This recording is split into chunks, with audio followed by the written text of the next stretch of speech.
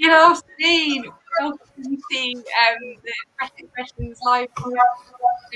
Yeah, we've gone completely international this afternoon. So I've got Rich, Mike, and Brian joining us from all different places around the world, even Scotland. And yeah, thank you for joining us. Do let us know where you're tuning in from. We want to hear where you are, and I'd love to hear some of your questions and comments. So just think of something really hard, really big question, and then we'll get these guys to kind of talk about it. And we'll be chatting about basically a book that's just recently been released, Red Skies, which is kind of central conversations exploring the future of our church. So yeah, I'm Lizzie. I work for Fresh Expressions in kind of comms, and I'm based in Liverpool, where I run with my husband. We co-lead Story House, that is a coffee shop and a charity and a fresh expression of church. And I'm just going to go round and get these guys to introduce themselves. So, Rich, if we start with you, where are you? Where are you at the moment? What are you doing? Yeah, I'm based in Edinburgh, so Scotland. I'm an Englishman living in Scotland, so been here 7.5 years, formerly in the north of England in Sheffield, and I lead 2 initiatives. So one, the Movement Leaders Collective, working with denominational leaders, network leaders, church leaders seeking to release movement potential, and then CREO, which is working with Christian entrepreneurs. So it might be a for-profit or non-profit entity, but it's really helping faith at the center of bringing systemic change within a city, a region, a market, or a sphere of and domain. Amazing, fantastic. It's great to have you with us, and yeah, so much experience to draw from, and can't wait to kind of hear more about what you're learning and seeing at the moment. Brian, yeah, where are you? It's very we're kind of doing a lunchtime chat, but you've just woken up, haven't you? So hopefully you've had a coffee. But yeah, where are you and what are you doing? Yeah, what's your context? It sound like my mom. What are you doing with your life, Brian? Yeah, where are you? Where are you, and what are you doing with your life? We're going deep to start with. Yeah.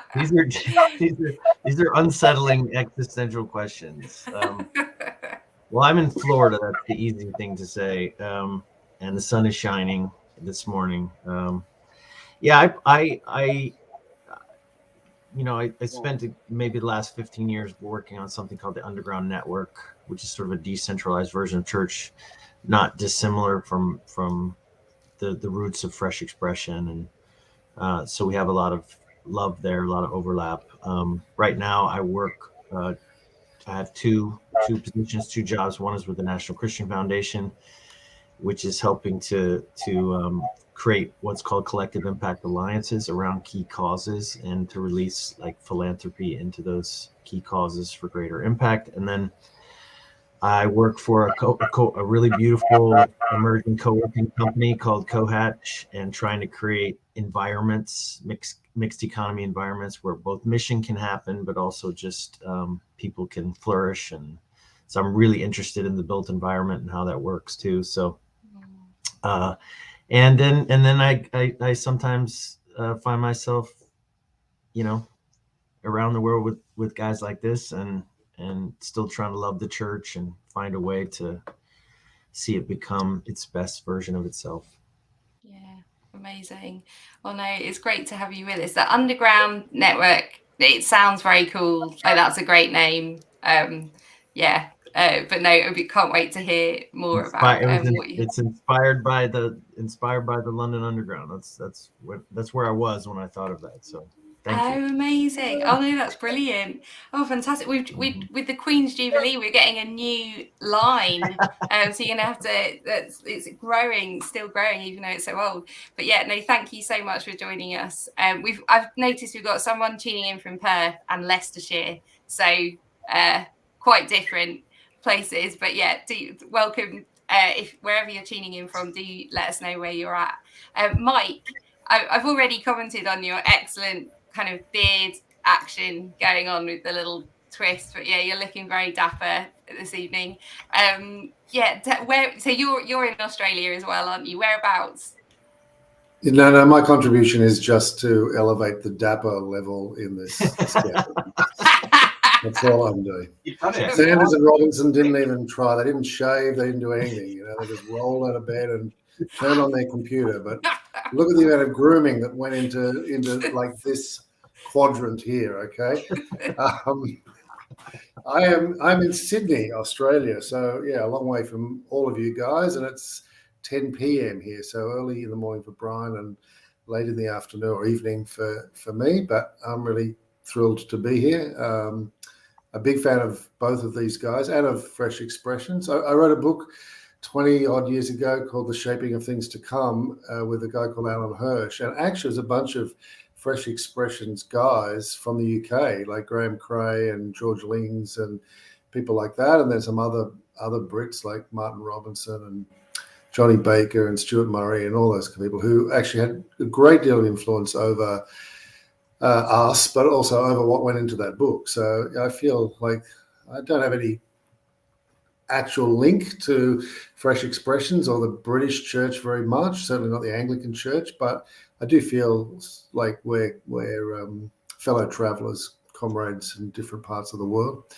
I am a professor of missiology at a college here in Sydney, Morling College. Together with Alan Hirsch, not only have I written a few books, but we launched a mission training network called Forge, which is operated around the world now. And yeah, as a result of those things, it's been a great blessing to me to get opportunity to travel around the world. I've been to Florida and hung out with Brian, connected with Underground Church. It's just I just pinch myself sometimes, the kind of opportunities that I get to have, the people I get to meet, stuff that I observe. And in fact, sorry if I'm prattling on too much here, but the whole lockdown thing, and I live on an island, so like they just put like big bars up around the whole edge of the island so nobody could leave or come in. And people would say to me, "Oh, you must really miss the travel, and must be ashamed that's not happening." And it was like, yeah, that's true. But you know what I realized was how much I was blessed by traveling and speaking and engaging with different people around the world. And whatever blessing or contribution I might make, I always took the view, whenever I went anywhere, if people said to me, "Hey, I run a coffee shop and charity and Fresh Expression like around the corner, and we've got a thing on tonight. Would you like to come?" I used to do the Jim Carrey yes man thing. I would say yes to every invitation that I would get. And some of them were really crap, I'll be honest with you. Some of them, I could have just like watched Netflix back in my hotel room. But lots of them were just really gorgeous, beautiful, selfless people doing really lovely little things in all sorts of corners of the world. And I got to go visit those and hang out with those and hear their heart and meet the people they were serving. And I just miss that like crazy. Yeah. It's amazing. What I love about kind of working with Fresh Expressions is it's built on stories of just people kind of seeing where God's at work and joining in with that in their local areas, and it's so innovative and creative. And so, we've got some people tuning in. I know that are kind of part of the movement here. We had Alan Hirsch came. Well, he didn't come. He zoomed in to our national gathering in March this year, and it was great. We're talking about movements, which I know is in kind of part of what you guys have written about as well, because Fresh Expressions is a movement, which now there's Fresh Expressions all around the world as well. We've got some London love for Brian. So there you go. And we've got here Go the Aussies with Beards. We've got Roland's tuning in. So he was on the conversation last week and contributed to the book in Colorado. So that's fantastic. We've got someone from Sheffield, which is, I know where Rich, you've been in Sheffield previously. So we've got some great people joining us. So thank you for joining us for this conversation. We're going to kick off by just whether you may have watched the conversation from last week or not, but I'm going to ask Rich to just tell us a bit about the book and kind of where it came from and what it's about, really, so that we can get a bit of a picture of it before we dive into some of the chapters. Yeah, thanks, Lizzie. So Red Skies came about from numerous conversations being pulled together. So Brian, who's on the call, Roland, myself, Alan Hirsch, Anna, my wife, who leads our publishing. There was a lot of different conversations, different threads pulled together, really to say, how do we help the church meaningfully engage with the present, but also to cast an eye towards the future? So Jesus challenging the religious leaders that actually they can read the sky, the physical sky, but don't understand the signs of the times. And this sense of understanding the signs of the times for today, but also for tomorrow. And so we've begun to sort of get out our relational network, make some calls, make some asks, and say, what are the key conversations the church needs to engage with today and tomorrow? And so you've got the three of us here, but you've got Dr. Onea Akwabi talking around race. You've got Deb Hirsch talking about sexuality, Lisa Rodriguez Watson on migration, Mark DeMars on church economics. So there's key conversations that we can't ignore. We have to engage with, but they're not easy, simple, binary, yes or no conversations. The book isn't a how to, here's our system, here's our prediction for the future, here's the one model we want you to buy. It's key leaders within a sphere of influence for the church and of the church, really looking ahead and then beginning to sort of pull some of the key themes within that domain back into the present. So really, we hope that it inspires and challenges in equal measure, but more than anything, it just brings people into a level of awareness, what God might be doing, what their response might be, and actually they get to contribute to it. So it's less a book of answers, model, quick fix, far more a book around key areas for the church to be present in and aware of, and to seek to know good news, be good news, and share good news within. Amazing. It definitely, reading the book, it is a great book which you do need to get hold of. There's a link in the text above this live stream, but I think it was great. It wasn't prescriptive, but it kind of set my imagination going of what's possible and how might that look in my context and with the leadership team. I don't know, they were just, it sparked lots of ideas and thoughts, and I think that's really helpful, especially in a moment that feels quite chaotic and you just think, oh gosh, what are we doing? I don't know what's going to happen tomorrow. So it's a really helpful book. We're going to, Brian, I wanted to kind of bring you in and just, to kind of share a bit about what your chapter was about, the idea behind it. It's really interesting because you talk a lot about time of looking back and looking forward, and so it would be a really great conversation to start with. If you do have questions for Brian, Rich, or Mike about anything, then do post them in the chat, because it would be great to have everyone watching as part of the conversation. So if there's stuff that comes up, do put them in the chat and we'll try and address some of your questions. But Brian, tell us a bit about the chapter that you wrote.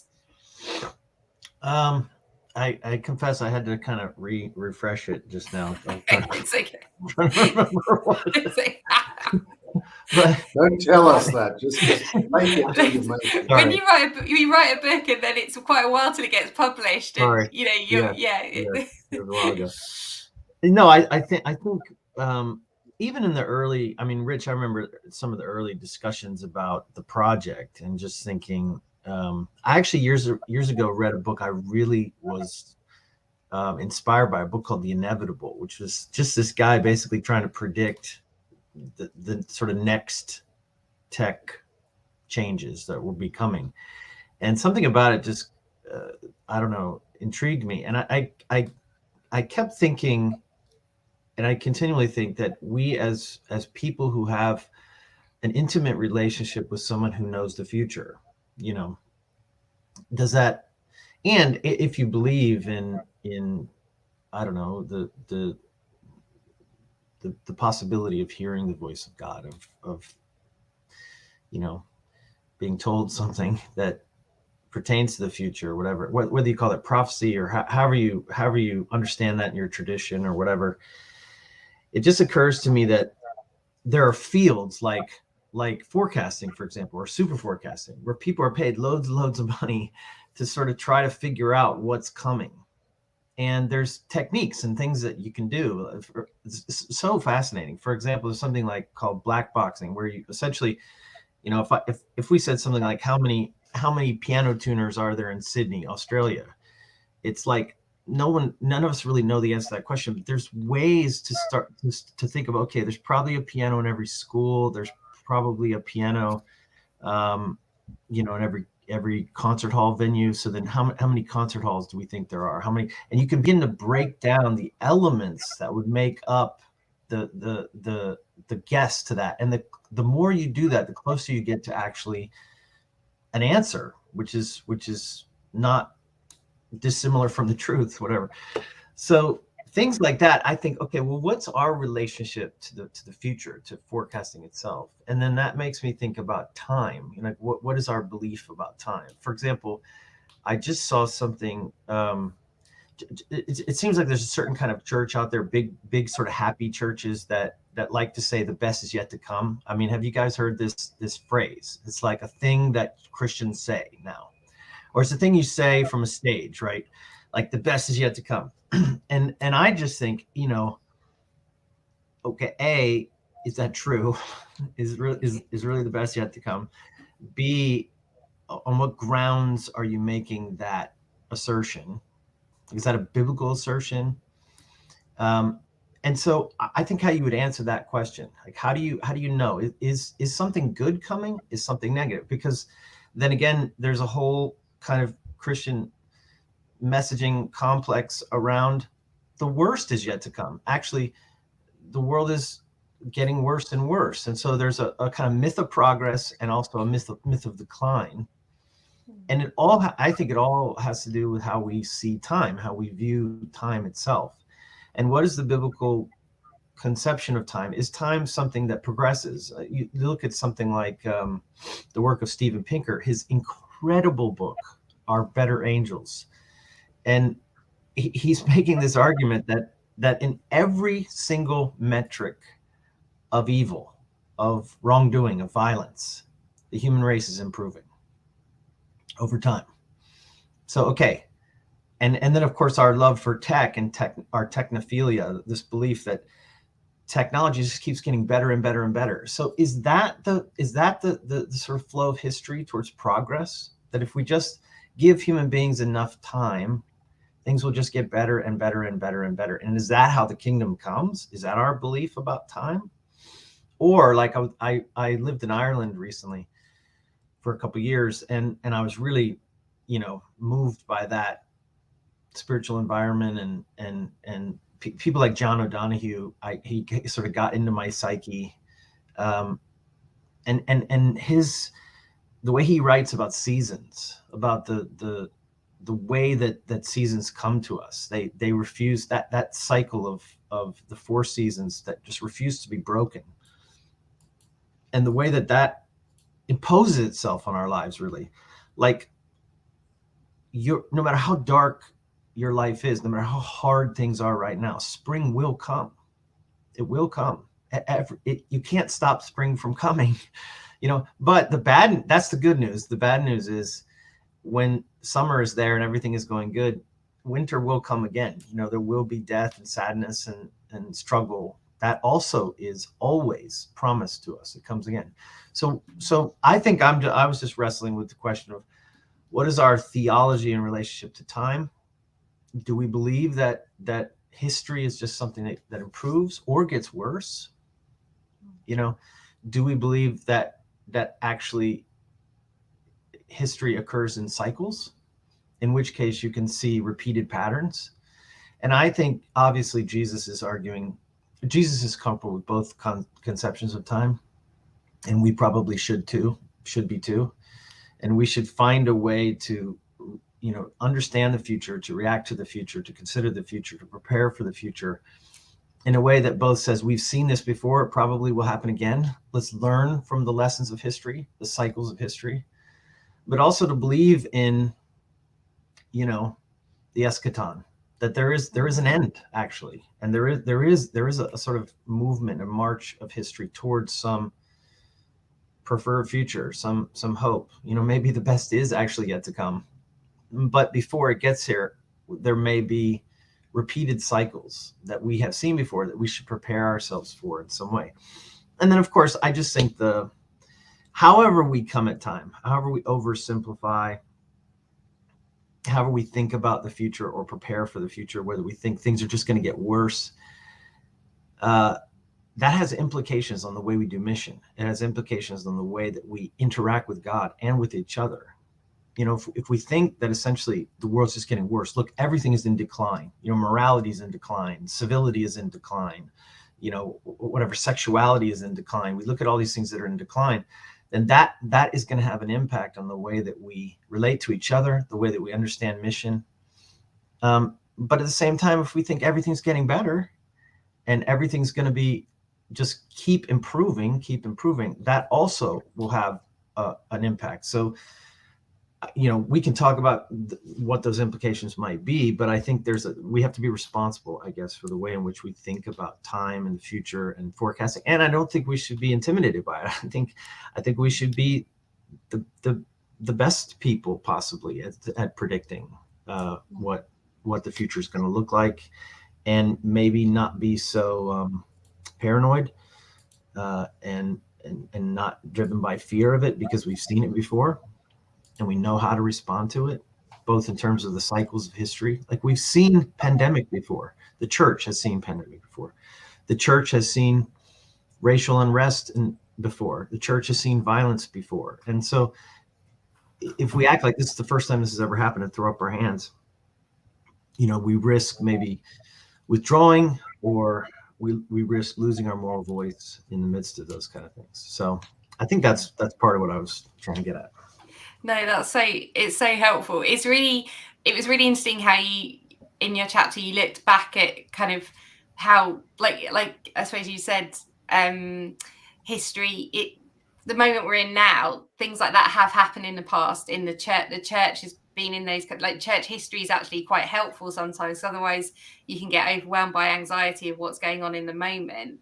And in your chapter, I think you had a quote by Kierkegaard. It was, anxiety is the opposite of hope, and it feels like there's a lot of anxiety around it. There is a lot of anxiety around at the moment. It's like rampant, like in the church and outside the church. And rather than ignore what's going on and not think about the future, it seems like kind of what you're saying is to be kind of realistic in a sense, and I don't know, consider it rather than just feel like you have no control. But I don't know how you feel, like what would, unpacking that quote, like about anxiety being the absence of hope. Well, I like Kierkegaard's idea of you sort of stand on the precipice of your life and you look out at the horizon, and that's unknown, right? You don't know what's coming next. We don't know that in terms of our national histories. We don't know that in terms of our own personal stories or lives. We don't know for sure. And so when you look at the horizon of your life, the oncoming realities, whatever they are, do you feel hope in that unknown thing, like something good is coming, or do you feel fear, like anxiety? And so that's why I think Kierkegaard is saying those two things are pit against each other, because it's how you feel about the unknowing of the future, or the unknowing of the horizon of your life or whatever. And I do think no matter how we understand time or react or think about the future, both collectively, corporately as believers, but also in our own psyche, I guess, there has to be a thread of hope because of Jesus. So what Jesus does in terms of our relationship to time and history is he promises something, right? And maybe it's far off, maybe it's in the cycles of our lives. So in other words, what I sense from God is that, you know, as I go through a hard season in my life, this will pass. Like spring will come. I hear that promise from God in the midst of that pain or that struggle or that loss or whatever. And I have my share of suffering, you know, as do we all. But then as I look at sort of the bigger picture of history and stuff, you could be tempted to despair. You could be tempted to say this is just all going nowhere. It's all going down. Or the opposite, to believe that it's triumphalism, that everything's awesome and who cares, and just block out all the horror which is happening around us, you know.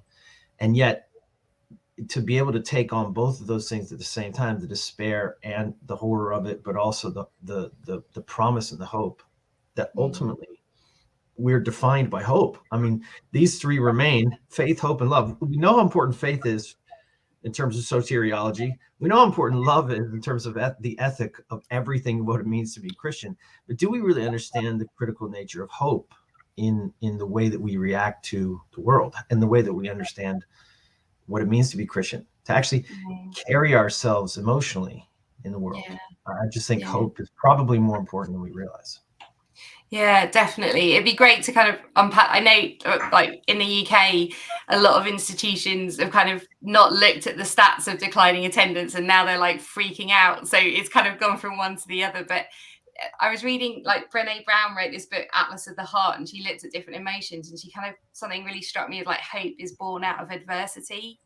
And I find that just so powerful and such a beautiful image. You know, as Christians, that kind of death and life is there all the time. Adam, he is a practitioner in the UK, but he kind of says, like, how we, in agreement with kind of what you were saying, our thoughts on time shape our response to those around us who are looking for a message of hope, even if they don't know what it is. And it's that living in the now and the not yet, really, that we can bring to the communities we're in.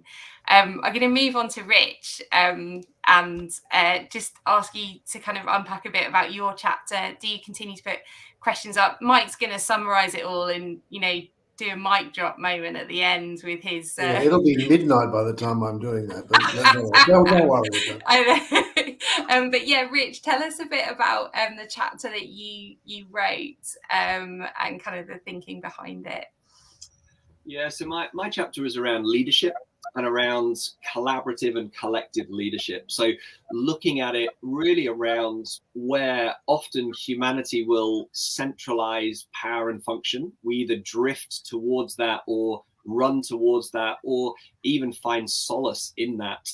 And so we have the myth of the lone solo heroic leader, and often the organizational totem pole and hierarchy. So corner office, top of the tree, get to be in charge. And so really laying that there and looking at what does leadership over the next 10, 15, 20, 40 years look like, and naming a couple of the challenges and the shift within leadership that will have to happen whether we like it or not. So talking about digital. So we now live in a disruptive, digital, dispersed world. So how do we lead when we're not in the same geography, or we're maybe not in the same age bracket? Talking about the generational shifts. So a different archetype for leadership is found in the mind of the 65-year-old, 55-year-old, 45-year-old, 35-year-old. So again, seeing these generational dynamics shift. And then also just to some of the things that Brian has talked about, the complex, multifaceted, adaptive challenges. So, COVID is one, but as Brian said, this is just one cycle. There are many, many things that are stress testing our systems even before the last 2 years. So given the challenging environment, given the generational shifts, given the digital and technological shifts, what does that mean for leadership? And really one of the key stories was Brian Eno, who is an art student, studying art and studying some of our heroes. So the Beethoven, the Van Gogh, and looking at history, remembering these archetypes, these heroes, the genius, but actually every time he saw one person peek through the sort of normality and regularity, that actually there was always a scene around that genius. It was never one lone genius sort of falling out the sky, a eureka moment, and then down the mountain, and this is what it is. There was always this scene. So there was rapid sharing of ideas. There was a culture of experimentation, of innovation, of creativity. And so he coined the phrase scenius, so SCENIUS, so putting scene and genius together to really just break some of the myth and the commonality around genius. And so just thinking through in the chapter, what does collaborative leadership truly look like? What does an empowering picture of leadership look like? And ultimately landing the chapter back in the archetype, the model of Jesus. It's an old idea, but a good idea in terms of how do you see leadership as we move ahead, as somebody that empowers others, somebody that doesn't try and take on power, but actually distributes power, somebody that doesn't try and be the center, but actually be the servant. And so just helping through the chapter people to both unlearn as well as relearn in terms of the sphere and domain of leadership. Amazing. What was really helpful in your chapter is that you had kind of like questions and thoughts for like praxis at different points, which made it really practical in just kind of thinking about where you are and like maybe how to move into that different kind of way of leading. I mean, it's quite interesting, you know, the last couple of years we've seen the kind of big celebrity pastors like falling in a very sad way, but that kind of old model of kind of, you know, putting someone on a pedestal shows how broken it is, but also it's not helpful for the people at the top either, and the pressure put on them. So yeah, it's definitely a time for us as a church to kind of rethink that, and creativity like does flow out of those conversations, which is so good. We're going to move on to Mike and just ask for your reflections. Obviously your contribution was at the end of the book, really, following on from all the different contributions from the different authors. If we could get some of your perspective, and then do put your questions in. We've already got a few questions, but Mike, tell us your thoughts. Well, I mean, I bought a copy of the book for those who haven't seen it before, Red Skies, and the idea of the red skies. Rich mentioned this at the top there. Jesus telling the Pharisees to look to the skies. You can read the signs. Probably most people would know that phrase better as the old mariners' kind of slogan, which is red skies at night, sailors' delight, red skies in the morning, sailors' warning. And the thing I liked about the book, the way it was both designed and the contributions that people made, was that there was both red sky at night and red sky in the morning. There was both those things that are real warnings that people ought to be aware of or concerned about or take seriously or step into, things that I think for the most part you don't hear widespread conversation about in the church. And this book kind of alerts us to that. There's some discussion about it, but issues related to, as have been mentioned already, issues to do with race, issues to do with migration and refugee trails, issues to do with climate change, with our digital future. I mean, these are reshaping our world in very significant ways, and often they are appearing with very kind of immediately negative repercussions. So they're warnings to us, like, wake up, like something's happening. This is this is putting a challenge to us as the people of God to think seriously about how we engage with this. But there's also, red sky at night, which is the sailor's delight. And that's oh yeah, look at that sky. Like tomorrow will be clear sailing. And there are also indications, I think, of something better coming. That, to go back to what Brian was saying, that if we look out as much as we can into the future, there is reason for hope and anxiety. I think it's fair to say there are things that do pose very cataclysmic challenges to us, and in some cases challenges that this world has never faced before. I definitely take the point about the cyclical nature of seasons and challenge, but never before has the world had to cope with the digital age. Never before has the world had to cope with the effects of climate change. I mean, there are very significant and peculiar challenges to our time. I'm not suggesting we live at the most important time in history. Every generation makes that mistake, but I am saying these are indications of a red sky in the morning. Like, wake up, look up. Storms are on the horizon. And at the same time, let's also be aware of those beautiful, gorgeous red, orange sunsets that tell us something good is going to happen tomorrow. And I think it's actually standing in this place, being willing to face the warnings and also celebrate the opportunities, that is really important to us. I was rereading Bevans and Schroeder's book, Prophetic Dialogue, which is about mission as prophetic dialogue. And the thing that they say is that in wealthy, well-educated, middle-class, generally evangelical, Pentecostal, charismatic kind of world, where people feel confident, generally safe, secure, have a level of autonomy and influence over their world, mission for them often is about looking for a person of peace, finding how we can partner with our neighborhood.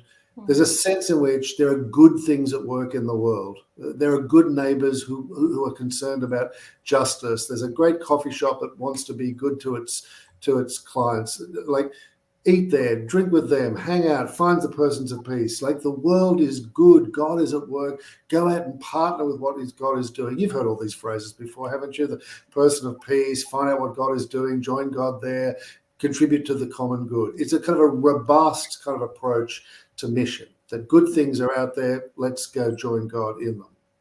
But what they also say is that in poor and oppressed neighborhoods, places of very significant socioeconomic need, or in some cases political oppression, places which are unsafe and dangerous.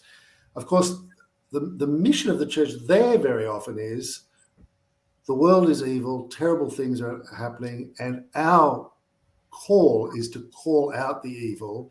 It's to confront power with truth. It's to speak up for the marginalized. It's to condemn what's going on and to shake our finger in the chest of the oppressor.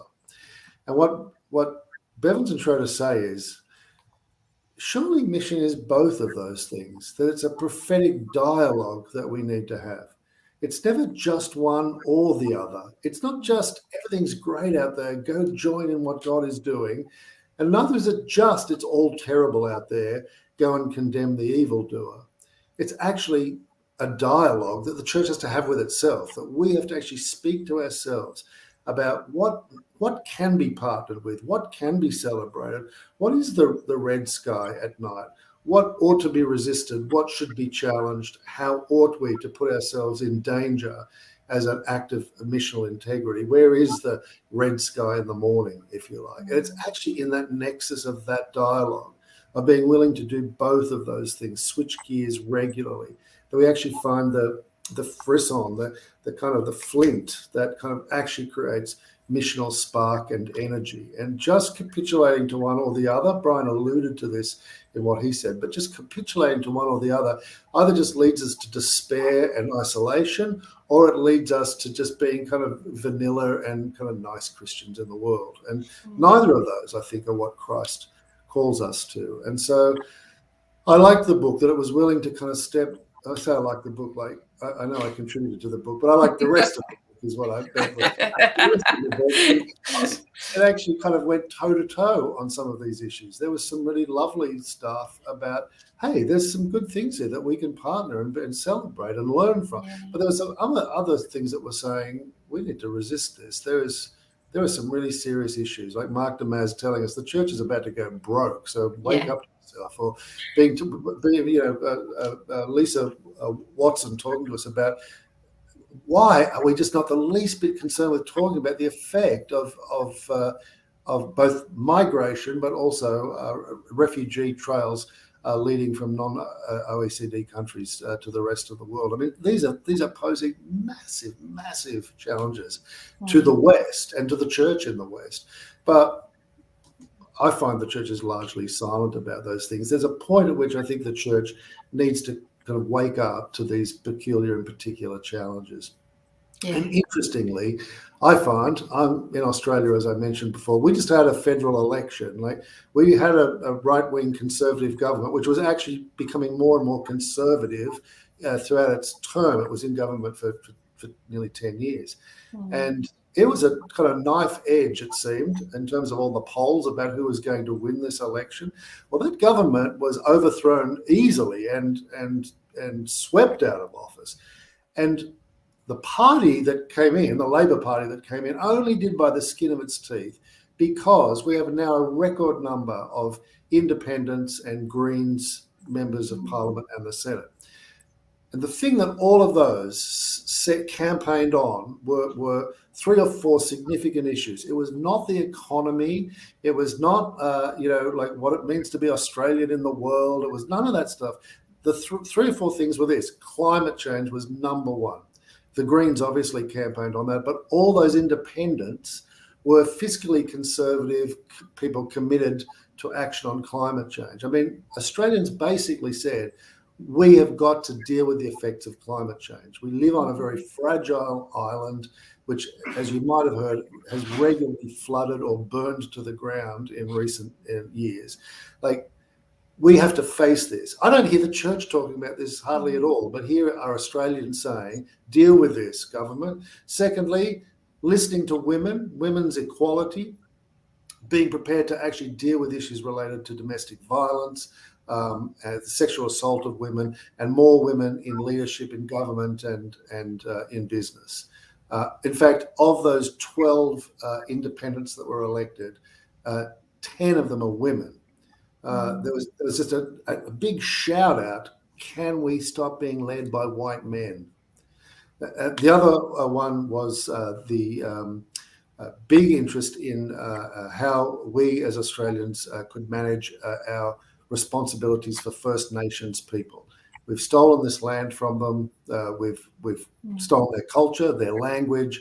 And in his election night speech, the new Prime Minister, first thing he said was, we're implementing a particular statement that Aboriginal leaders have been trying to get a government to adopt for 12 years or something now. On that night, he said, we will adopt it in full. I mean, these are the things that Australians are saying we want to have dealt with. Our place in the world, like what does this mean for us as a large island, but small country, trying to make sense of how we understand our place when China is over here and America is over there, the decline of one and the emergence of other. I don't mean to make this all about Australia, but can you hear what I'm saying? Like, we've got average Australians saying, we're just tired of leadership that isn't concerned about climate change, about women, about Indigenous peoples, and about social justice. And I think to myself, surely to goodness, oughtn't it have been the church who was able to say, oh, excuse me, we've figured that out. But of course, we can't say that. And I think a book that here is calling us as a church to say, wake up. Like, the world is calling for what does it look like for us to take seriously an understanding of the earth and the planet, to do that responsibly and to understand that cosmologically, and in our case, to understand that spiritually. Like, give us some clues on what that looks like. The world is crying out, what does it look like for men and women to lead equally? What does it look like for us to abandon this kind of top-down CEO-style single leadership model that Rich was talking about before, one which has just been found to be bankrupt by and large. I mean, it's not just like boo-hoo, like a few kind of high-profile leaders have come unstuck. I mean, it was nearly 20 years ago that all that disgusting truth about what was happening with Catholic leaders in Ireland and Northern England and Boston and Newcastle, Australia, like nests of pedophile priests covering up for each other. That was 20 years ago. And it's like, well, that was all uncovered. Well, that's great. But that was just the beginning, was it not? That what we have seen is mega church leaders and apologists and evangelists and church planters, one after the other. There's this been uncovering, this unveiling of a whole system which has been kind of rotten. And I think in this respect, here what we're finding is like now I'm finding my country crying out saying, excuse me, we don't want that in our nation. We want women to be actually involved in this. We want transparency. We want anti-corruption commission put in place. And I think, well, that's what the church needs, surely. So sorry, I'm getting a bit worked up, but it's like in this respect, I feel as though my nation is calling out for the very things that I think people are writing about in this book. Warning us about those things that we've just not even thought about or considered talking about, but also calling us into a kind of deep calling as the people of God, a new society, a whole new way of being community, men and women, equally, black and white, slave and free, rich and poor, made one in Christ, that we would be the people who would love the earth upon which we tread, that we would be the ones who would not steal land from people or would pay recompense back to those that we have taken from.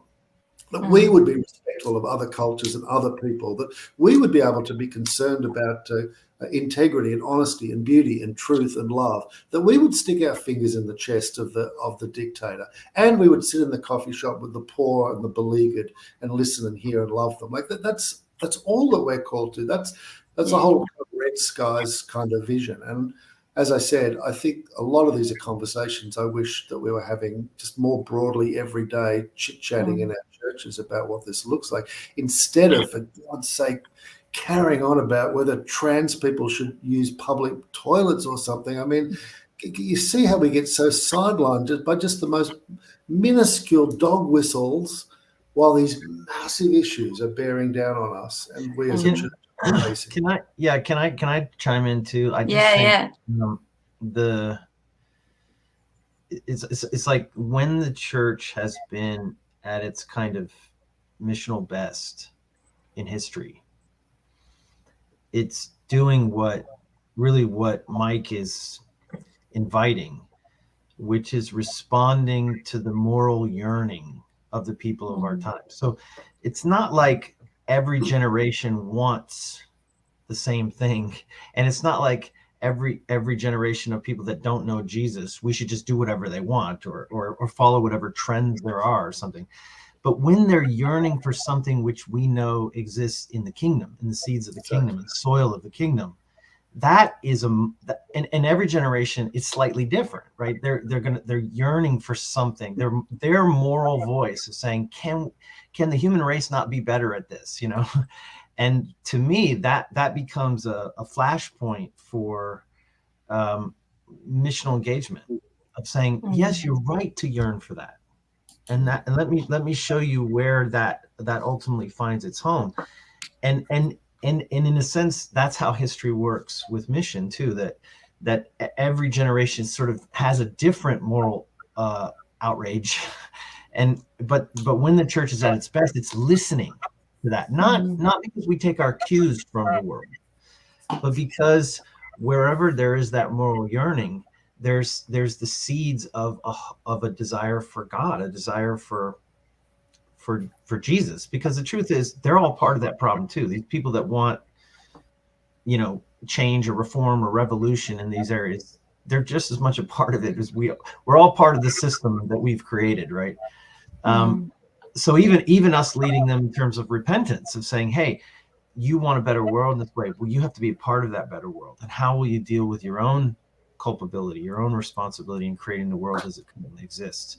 That's all part of our message too, So I just wanted to agree with that, point that out, that it's not just that Mike Frost is some, liberal that just listens to whatever the progressives are telling him. It's that he's listening to the people of his country asking for Jesus, crying out for Jesus, actually. And this is the words they're using to cry out for Jesus. I think that's a really great point, because as Mike was talking, I was thinking, in history, like the abolition of slavery, there's been so many kind of huge moments in history that actually the church were the first there saying this isn't right. And yet somehow we've become a bit watered down. And it's also it coming from like a gospel base, not to just sound trendy, but there to be a deep root behind the motivation. It's the motivation as well, like an authentic motivation, not just to be really woke. But we've got some great questions. We've got one here about like thank you for the conversations, but is there any chance to hear any of the women contributors? That would be awesome. Because everyone's around the world, I just kind of was like, is anyone available? But if you guys know any of the ladies, then maybe we can have a third one with some of the women. I mean, I got a bit of slack on social media when I kind of put up the picture of the three guys, and I had a number of people saying, I mean, good on them. I think they're right. Like, it's just, and I think it's good that you can't put up an image on social media with three guys or four guys or whatever and say, please come to our event, and not expect people to say, that's just not good enough. Like, and so, I mean, I also explained it's just the way it worked with dates and authors, but no good. I'm happy to get a slap across the back of the head for that. And I forgot, I missed the guy's name who asked it, but it would be great, because some of the female authors in this book have some really great stuff to share. Maybe we can. It would be great to have that. We can definitely do that, Lizzie. Definitely, both Naya and Debs would be brilliant in terms of not just the topics that they speak to, but in terms of what they carry. So we can. Lisa is fantastic. Okay, we'll sort that out. Thanks so much for that. So we've got a few questions. So Adam is kind of, and this could be something any of you guys, because there's another one about leadership that kind of works together as well. In Michael and Alan's book, Shaping of Things to Come, they talked about collaborative projects, Christians and non-Christians leading together, and there being possibility for mission in that collaborative relationship. Is that something the panel still think is possible? And if so, is it a future pathway for the church to adopt? What are your thoughts on that? Anyone can, someone can kick it off and then see where we go. Rich.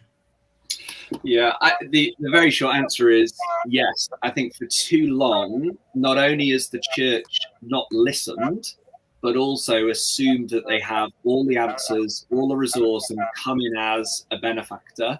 And so to Brian's comment and Mike's comment of this is the people crying out for Jesus, often we don't have the proximity to be in those conversations, in those relationships to listen. We're at a distance, assuming we know the questions being asked, and therefore assuming we have the answer, and then marching in over context in lacking relationship to provide an answer that it answers a question that isn't being asked. So absolutely, I think the first stage of collaboration is relationship.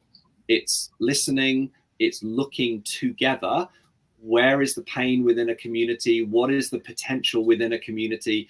And then working, and mission is doing with rather than doing to or doing for people. So it's not I'm doing to you or I'm doing for you as Christian social services, but actually it's together. How do we make the world a better place? So the very short answer, Lizzie, is yes, absolutely. And all mission should be a collaborative work. There shouldn't actually be something that is done by Christians in isolation at people or to people. We should always be alongside and with, rather than at a distance or doing for or doing to. Definitely. Amazing. Thank you so much. That's so helpful. Brian and Mike, is there anything else you'd like to add to that? I mean, there is, co-belligerence, the concept of co-belligerence, like you don't want this, I don't want this, we can, the enemy of my enemy is my friend, whatever. But I do think there's limits in terms of for me, at least, as a missionary person, as an activist, I will always also want Jesus to be elevated. I will always also want the story of Jesus to be a part of what I'm doing. And so I do think that for me, at least, I'm at work in this field of getting together, agency heads, Christian and non-Christian, to work collaboratively toward ending certain problems. But the truth is, I think it's important for us to not hide our sort of commitment to a charisma, a message, and we need to accept non-believers that want to fight this same problem with us and love them and walk with them, but they need to accept us too. And I think there has to be a little bit of pushback. True collaboration is not us hiding our commitment to a certain worldview, a certain cosmology, whatever. And to really be loved and to really be accepted and have true collaboration with people toward ending a certain problem, a certain social problem, means they've got to accept us. So we have to be able to walk with our heads high and say, we're Jesus's people and we love you. We're going to walk with you, and you don't have to be us. You don't have to become us, but we're going to keep talking to you about him because that's who we are. And that's just how we roll, because it's our deepest commitment to the human race is actually to introduce you to Jesus, to draw you into relationship with him. So I feel like it's both and, it's like we can and should be in co-belligerence with people that hate racism or want to end homelessness in your city or want to see higher levels of education for our kids or whatever the cause is. Make sure every single orphan has a healthy family to live in, whatever. But at the same time, we got to be us, and I don't think we should be asked to hide or bury our love for Jesus.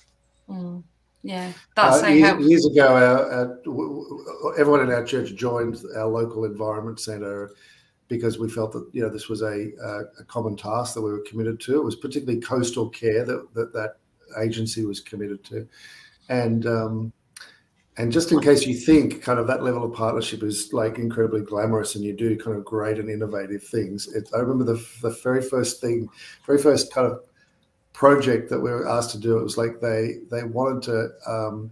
The Catholic Church was selling a huge swath of land right on this headland to this developer who was going to put up like high rise.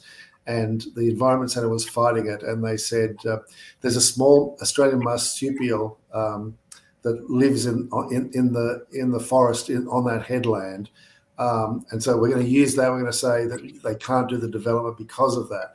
But the developer and their lawyers are pushing back saying, nah, there's none of those marsupials there at all. So we need people to go out and count they're like little rats, like to go out into the forest with a torch and count how many of them are there. But because the developer and the lawyers wouldn't trust us to count them because they would thought we would inflate the numbers, we had to be paired off, like the good guys and the bad guys had to go out together and then count these little like marsupials. And so I was teamed with one of the lawyers from this huge development company's big expensive legal firm, and you have to go out there. They're nocturnal, so you had to go out like at midnight with a torch, and I'm traipsing through the bush saying there's one, and he's going, no, we've already seen that one. You can't tell them apart, but like he was finding me in every one that I'd seen. And at one point, we sat on a rock and we looked out over the ocean. It was really quite sort of lovely. We were exhausted. We'd been laughing and fighting about, how many like little furry creatures we'd just seen. And he turned to me and he goes, and I said, oh man, I'm over this. And he said, well, we're only here because of people like you. And he says, why do you even do this? And I remember having one of the most beautiful evangelistic conversations sitting on a rock at 2 a.m. with this lawyer about why I, as a minister of the gospel, thought it was important for me to actually kind of try and protect a pristine headland in my neighborhood. And he was incredibly open and engaged. We went back to fighting about how many of these things we'd found or not. But I remember thinking in the middle of the conversation, it's like, yeah, this is not particularly glamorous or exciting. I'm not changing the world. I'm cold and I'm tired and I'm exhausted. And I'm actually naming the name of Jesus over this very land that he formed and created. And so I think to what Rich and Brian were saying, yeah, I think we have to be true to who we are. And as Rich was saying, we also can't lord it over or pretend that we're in charge of this. We submit ourselves and they tell us, go count marsupials. And we do it because it's the humble commitment to serving the planet. No, that's so helpful. It's definitely a question. It's a challenge we get a lot in the coffee shop because we employ barista evangelists. So that's their job, is to tell people about Jesus. But then you've got a lot of kids wanting work experience, and it's kind of like it's keeping the main thing, but also being open to drawing people into that community. But you have to work really hard at remaining committed, because you see so many missional activities that maybe started out gospel focused, but then they just become watered down, or they go and become just social action, which it could be that's what they're called to. I don't know, but you've got it. You have to keep.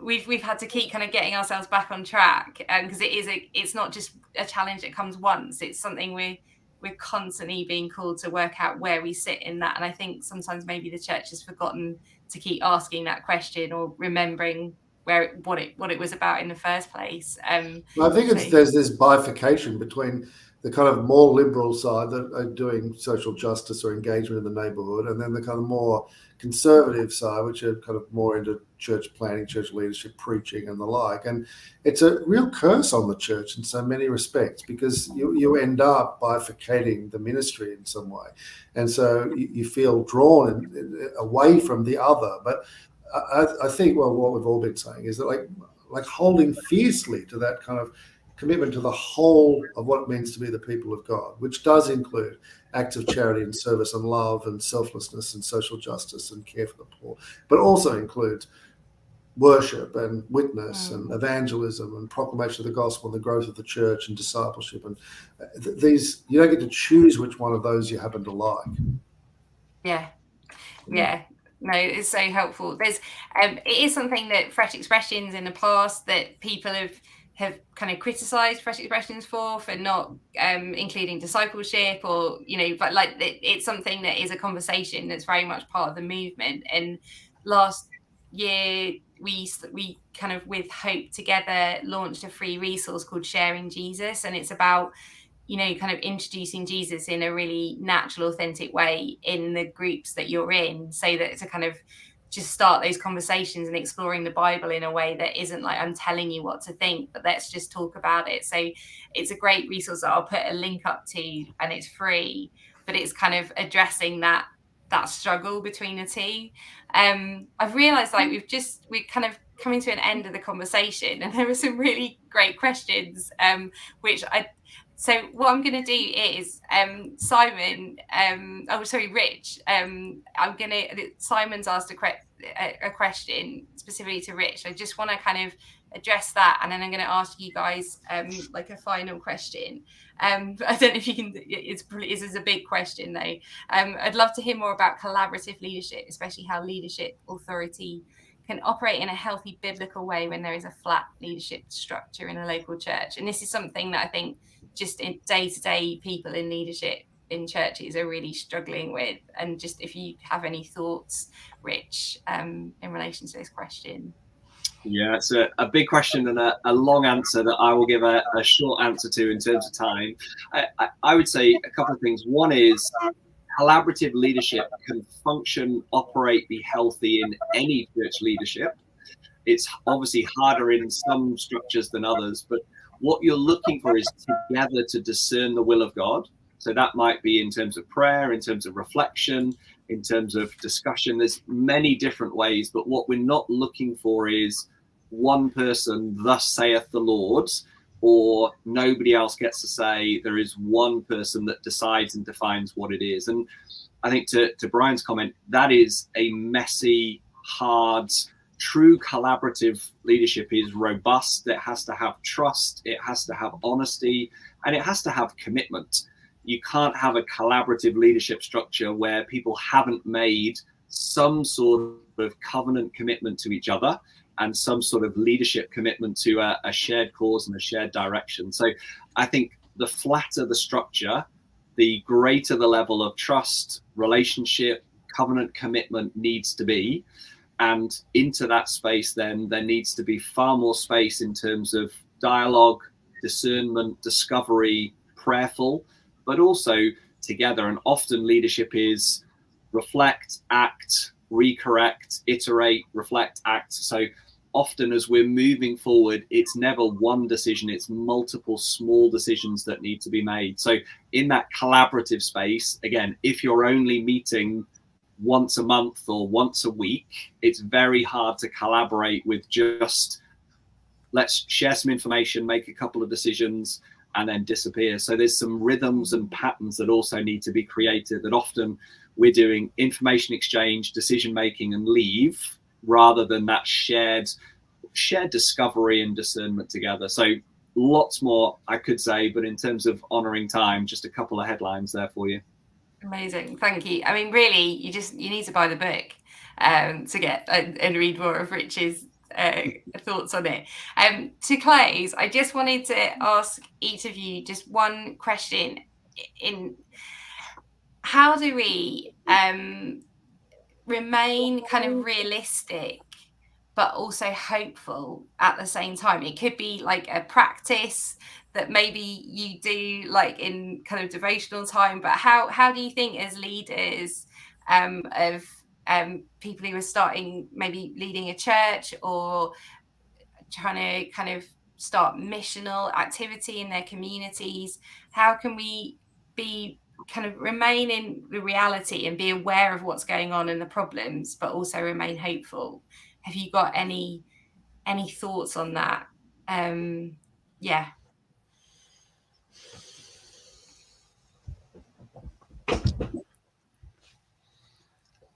I mean, I can just say for me, I probably had an epiphany maybe 3-4 years ago that, well, I was in a kind of a dark place, just going through something really hard. And I went for a long walk in this Irish monastery, and and it started to rain. I mean, it started to really rain, and I was way out.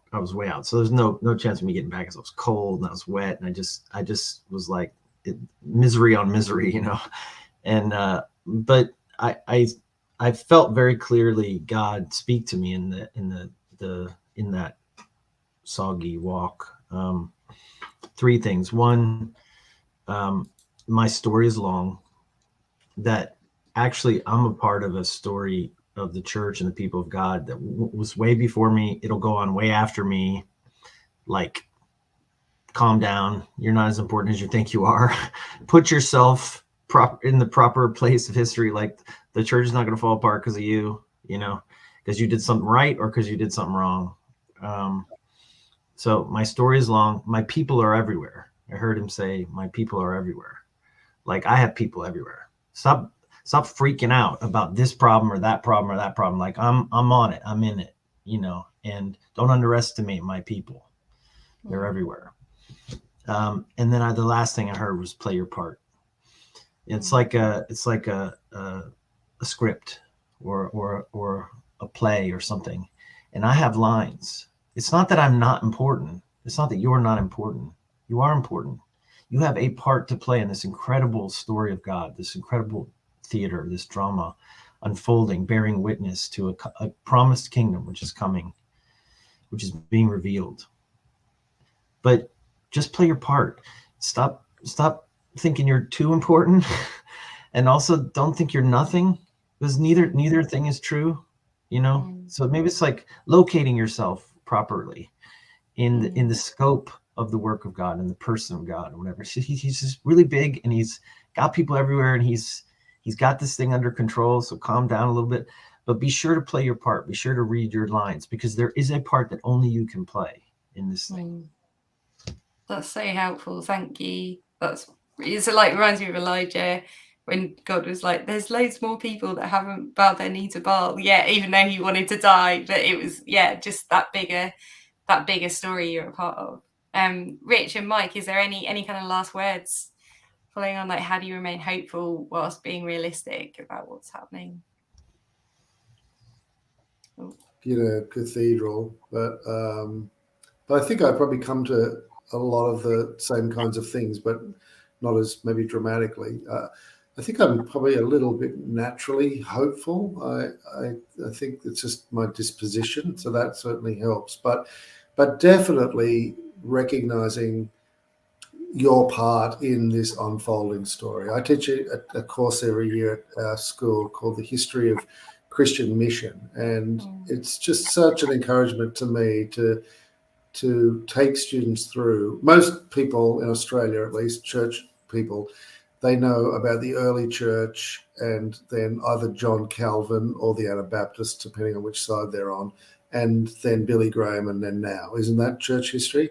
And then when you take them through like this, all these remarkable and beautiful stories of some unremembered people now, for the most part, doing really extraordinary things in their time, it just puts you very much in your place. It makes you remember that we are dealing with very peculiar problems to our time as they were to theirs, but the story goes on beyond us. Like, this is not the end point. It's not the final chapter. At least I don't think it is. It was Mark Twain who said every generation makes the mistake of thinking they live at the most important time in history. We don't live at the most important time in history. We just live in our time in history. And I think playing our part, committing to do what you can. I also think probably one thing that really fills me with hope is, as I said earlier at the beginning, I do say yes to lots of invitations, and I do like to kind of meet and hear people's stories and sit with them. And they're not necessarily spectacular or breathtaking, but they're faithful and they're nourishing to hear those stories. And I find that incredibly hope-filling in some respects. But that's not to say, on the other hand, I just don't really get the shits with the church a lot, and I do. I mean, I come from the land of Hillsong, right? I mean, you just think to yourself, like, again, like, come on. And I don't think that means I'm totally cynical or without hope. I think hope still rises to the fore. But as I was saying before, we also have to be realistic about the challenges that we're facing as well. No, that's really helpful. Thank you.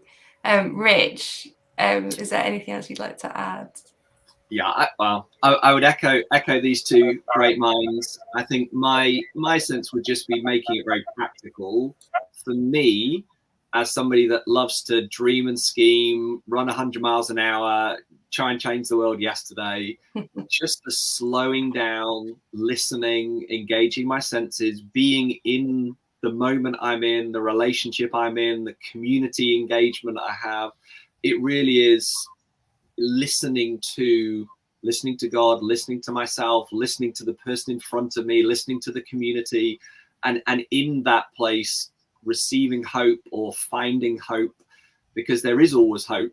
I often miss it. I run past it, I drop it, I forget it. And so I think for me, opening my eyes, opening my ears, opening my heart to receive it from God or from the voice, the face, the interaction with another, is it rather than trying to work it up in some sort of machismo leadership concepts energy, just allowing God to minister it to me and reveal it to me rather than trying to grasp for it myself, is probably again just adding to what's already been said that I definitely echo.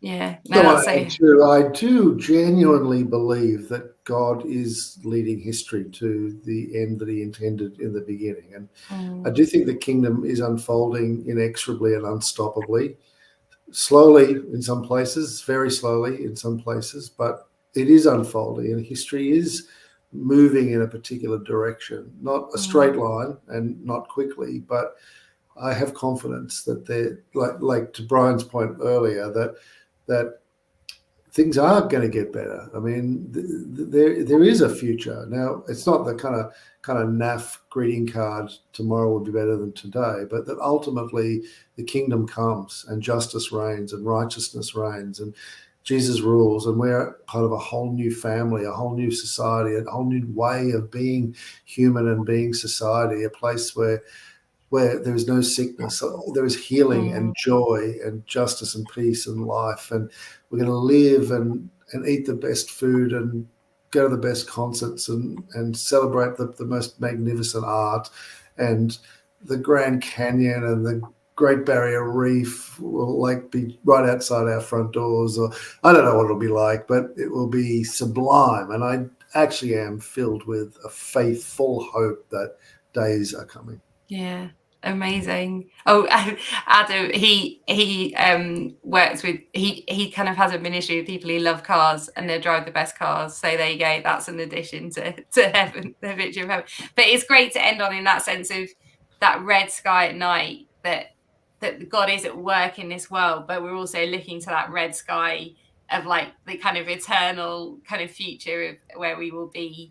Yeah, in the book, Michael Beck talks about like God sending out great hooks from heaven and dragging history to its true end. And I love that image. It's a beautiful.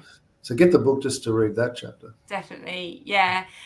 Thank you so much. It's been such a rich conversation, and just really, I'm really hopeful as well, because I think it is great. It's holding those, that's, you know, what we're called to do as Christians, is hold that kind of hope, but also feel that pain of the communities around us. So thank you for your contributions. Do get a copy of the book.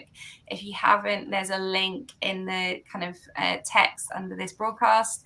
If you want to kind of stay up to date with future broadcasts or events and resources from Fresh Expressions, and the best way to do that is to sign up to our newsletter, and there's a link under the chat where you can do that.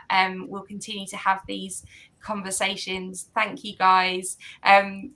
I hope, Brian, I hope you have a good day. Mike, have a good sleep. Rich, have a great afternoon. But yeah, it's been great to have you with us. Thanks for joining us, and we look forward to another, hopefully having more chats about that in the future. But thank you so much. Thanks, Lizzie. Thanks, Lizzie.